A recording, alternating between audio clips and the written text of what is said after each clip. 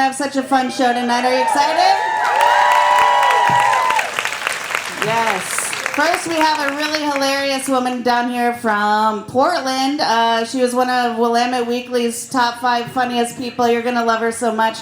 Give it up really loud for Julia Corral!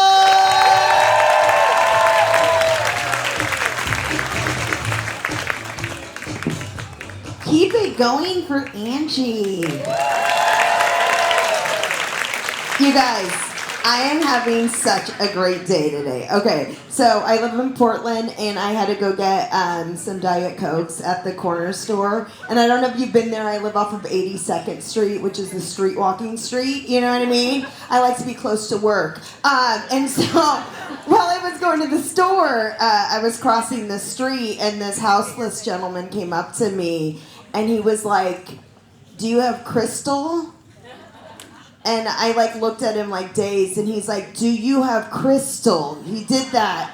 And I said, "Sorry, I don't, because I'm a lady, you know? I'm kind." And I noticed when I walked away, I had this pep in my step. And I was like, what's that about? And I realized, because my mind immediately thought, holy shit, this diet must really be working. If he thinks I have Crystal. You know what I mean? Oh my, woo! Calm down, sir. I am married, you know? Oh my gosh. Calm down, he's white. You could probably tell by these glasses. That's my fault, really. Did you know that not all white men have money? I learned that the hard way. That they don't all come with privilege, but we'll get to that later. I have been losing weight since December. I have lost 40 pounds. Thank you. Thanks for being supportive. Sometimes in Portland they're not supportive like that. They aren't, because they think I'm being a little fat phobic.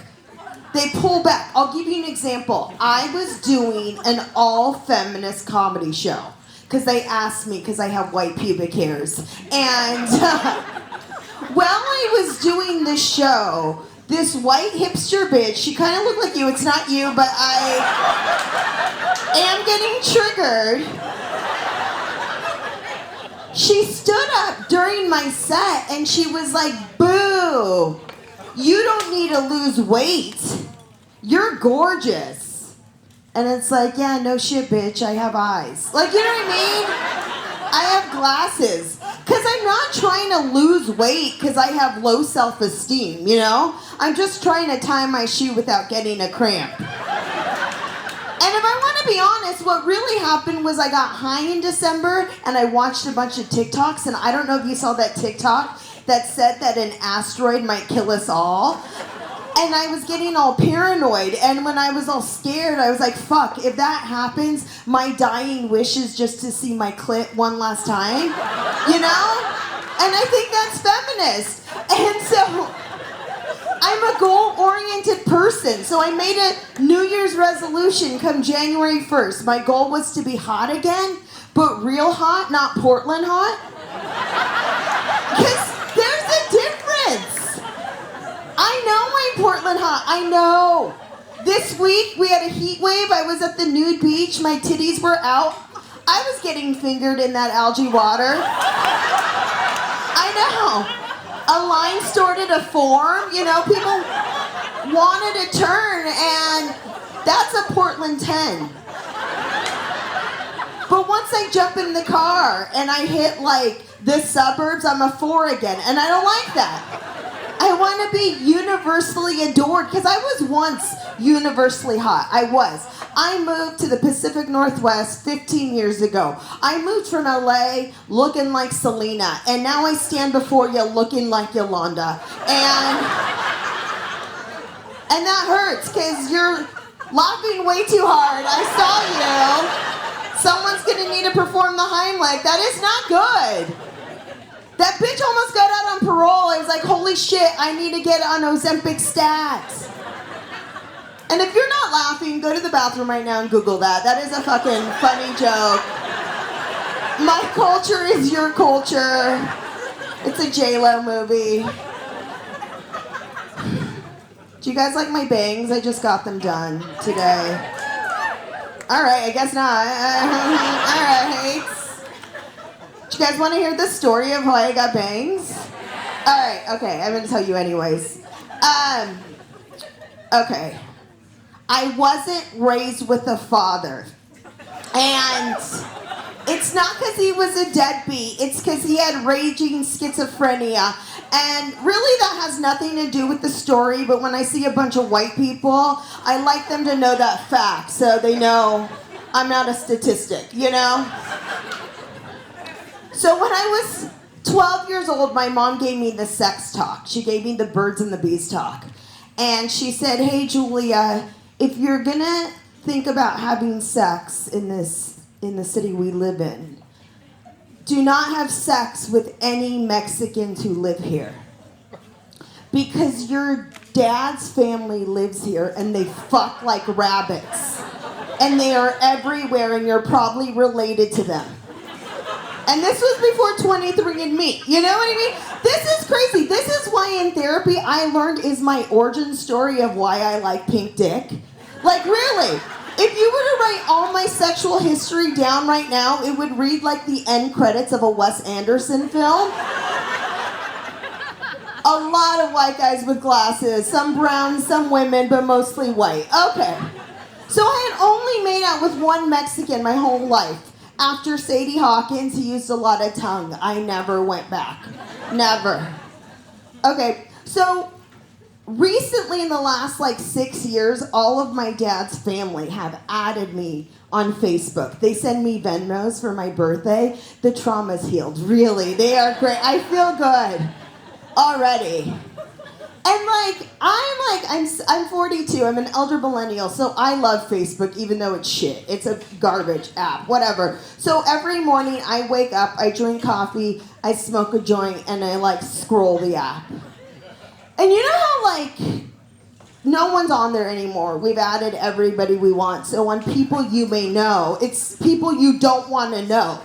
It's your high school principal, a Karen you worked with, some bitch who fucked this guy you fucked in junior college, because you're stalking her. People you don't want to know.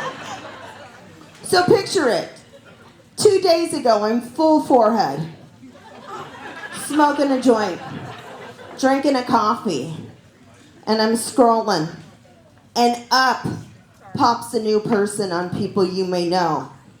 And it was that Mexican guy I made out with sister.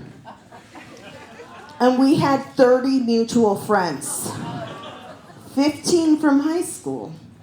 And 15 of my newly added Mexican cousins.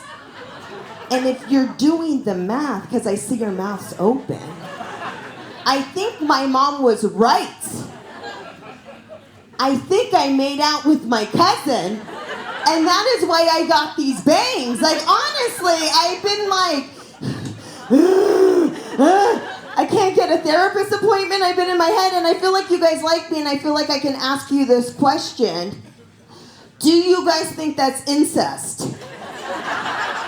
Do you? No? Thank God, because I actually blew him. You guys need to calm down. It's not like I swallowed, all right?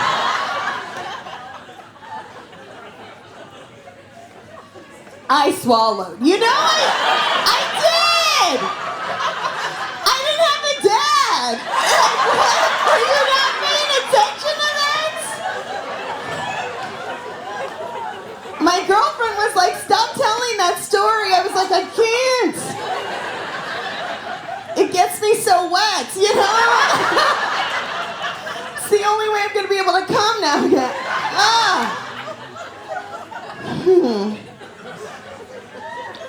So you guys, I discovered a new television show. It's not new. Okay, who watches 90 Day Fiancé here? I could tell already. I could tell. You look like a 90-day head. All right, if you haven't seen the show, don't worry, I'll tell you all about it. Most people think it's a show about mail order brides, and it is, but it's actually more than that. It's really like a representation of the state of America. They should teach this at the college. Honestly, it's so, okay, I'll explain it. Every season's always the same. Episode 1. A hot woman from the Ukraine flies to America to fuck an uggo. And I'm talking about a piece of shit, Quasimodo, ugly from the inside out. And I'm not being conceited, at all. That's just central casting. And episode 2, she's so excited to meet the family friend. She is. She gets all pretty. And honestly, all these white bitches in this guy's life are so mean to her. The whole episode, they're in this guy's ear. Dump her. She doesn't really love you. And it's like, yeah, no shit. He's buying a woman online. Love costs extra. What do you want? He can't even see straight. Like, you should be happy. And then the episode ends in a racist cliffhanger. It does. It always ends the same way. She's just using you for a green card. Yeah, mind your own business, bitch. And this is where it gets confusing as an American to watch this show. Because I just feel like if a hot-ass Ukrainian wants to fly to butt-fucked Egypt, Cincinnati, and suck some bacon grease hot dog dick, that is her prerogative. And also, that's an immigrant doing a job an American doesn't want to do. Right? Give her a goddamn parade! Oh my gosh, some of my friends like, you should run for mayor. I was like, on the dick-sucking ticket? I am there. I couldn't, though. I couldn't. They would make an expose on me. You'd find out how many Republican dicks I sucked growing up. It was a lot, let me tell you. And don't pull back on me, Eugene. Don't. That's not my fault. I didn't choose to grow up in the lap of luxury. You know what I mean? That's gerrymandering. That's zoning. That's why you should vote. Are you guys having a good summer? Yes, it's almost done. Okay, I love summer and I hate summer in the Pacific Northwest because all my white friends want to go floating and they don't respect the ocean or the river. They don't. They make fun of me when I'm wearing a life jacket and it's like, I ain't dying today, bitch. Like, you know what I mean? And so my husband made me go with all of his family. And I already knew it was bad news because this was like a level 4 rapid and I showed up and my sister-in-law had a goddamn pool floaty. And I'm like, you're gonna die, bitch. So we like tied up our floats and we're floating for an hour and in the distance, I see a tree right there. I see a tree and I already can tell what was gonna happen and it did. All of our like tubes got tangled. You know what I mean? My sister-in-law, she almost died. She didn't. Cross my finger, maybe next time. You know what I mean? But because I was wearing the life jacket, it was really easy for my husband to just pull me onto shore. And my husband was like, I love you so much, Julia. And today, I realized I would die for you. I know, you think that's sweet, right? I was pissed. I was like, you just realized today you would die for me? We've been together for 15 fucking years. We exchanged vows, okay. Whatever. But we got rescued. Okay, we got rescued by this hillbilly, this yokel. I should stop being mean. He saved our lives. He picked us up. He was in a dinghy. We get it in there. Weird thing about this thing is he was on a date with this girl. And well, he was. This is like his date night. While we were floating, I was listening to them because I'm nosy. And He said that he spends his weekend going to that spot to rescue people, you know? And you could feel her getting hot in the biscuit. Like you could hear the faucet dripping. It was a lot. And everybody's like, oh, what a hero, what a hero, what a hero. And I was like, that's a man. That's not a hero. And they're like, what do you mean? And I was like, because this is fishy. And I think that asshole chopped down the tree. Like, you know? I think we almost died so he could get his dick sucked. Oh my God.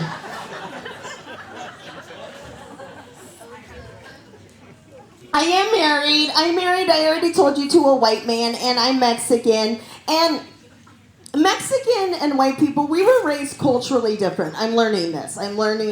As I've been married to him. Like, as a white man in America, he was raised to be a bitch.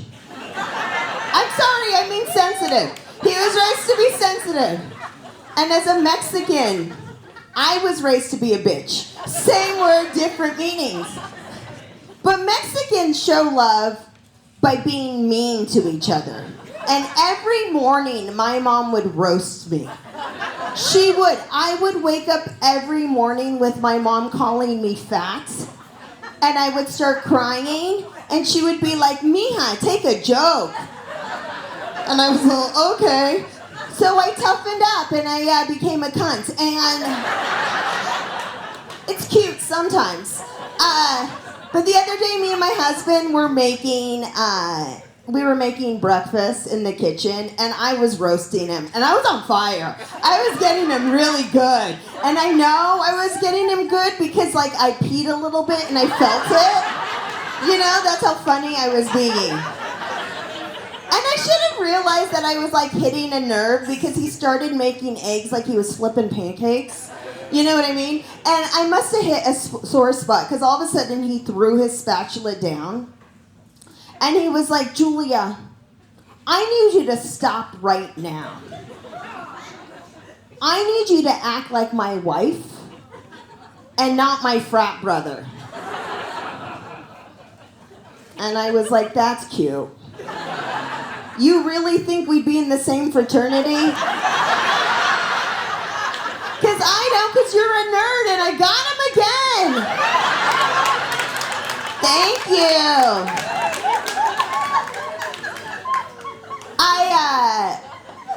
I am 42, and this is a problem when you're 42 with no kids. You have to hang out with 20-year-olds, and I hate them all. Like, honestly, I feel like Ursula and just sucking their soul. And it works, because they need Botox. And this is the thing, they always have a new OCD, ADHD, they always have something wrong with them. And I was like, another one? And I think I caught what they had. Because I have a new mental illness that's not in the DSM-5. Are there any other elder millennials in this room? Okay, so you guys might have what I have. It's called grind dancing flashbacks. If you don't know what that means is anytime I hear Outkast on the radio, I feel dicks all over my body. Especially right here. Because I'm so short and that's where it hit. It's actually not funny at all. It's quite debilitating. Have you ever tried to go to the grocery store on a Sunday when they're blasting the jams? Clean up on aisle 3, right? Because my pussy's so wet, that's the punch. I finally saw the Barbie movie. I lied. People thought I saw it because I bought a pink shirt and I took a selfie, but I didn't want to see it with all those white women. I didn't. And I didn't want to see it because I didn't think I would like it. And when I saw it, I didn't like it at all. Did anyone else not like it? I know this is probably taboo. Who didn't like it? Why didn't you like it? It was okay. You expected more. I expected more too. And I realized the reason I didn't like it is because as a 42-year-old, that wasn't the Barbie I grew up with. Because when I was growing up, my Barbie She didn't want to be president. She didn't want to be Supreme Court justice. Quite frankly, my Barbie didn't want a job. Because my Barbie was too tired from fucking all day long. In every position. 69ing, reverse cowgirl. Honestly, it was way too many positions for a woman who would grow up and just do missionary. You know what I mean? Thank you guys so much, Eugene.